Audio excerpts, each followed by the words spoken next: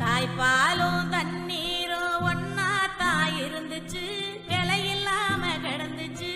ஆனா இப்ப எல்லாமே தழகியா போனுச்சு, தடமாறி நின்னுச்சு.